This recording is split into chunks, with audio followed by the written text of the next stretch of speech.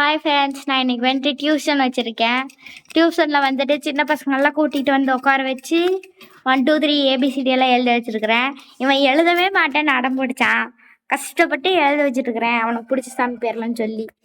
என்ன எழுதுறான்னு நீங்களே பாருங்கள். ABCD எழுதிட்டார் சாரு.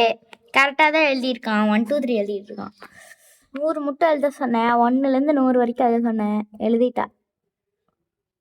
எழுதிட்டியா எழுதிட்டியா எழுதிட்டியா இப்போ எனக்கு 100 முடிச்சிட்டேன் கலாத்தியம். முடிச்சிட்டியா சாமி?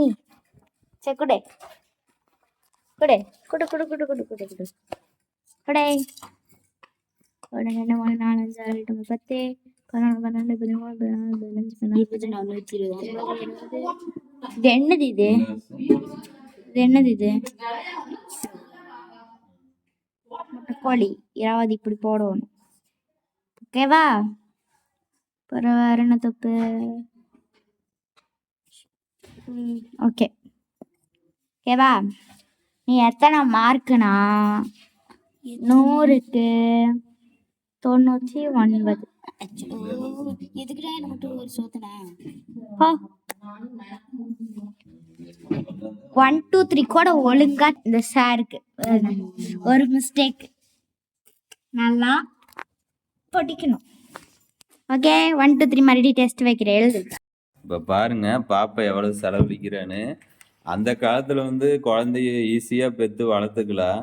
ஆனால் என்ன பொழைக்கிறீங்க நல்லா கேள்வி கேட்குறீங்களா?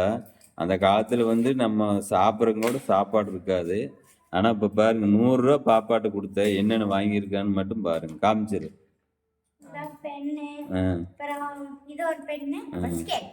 அந்த 100 ரூபாய் ஒரு ரூபா கூட மிச்சம் மாறாது செலவு பண்ணிட்டு வந்திருக்கா.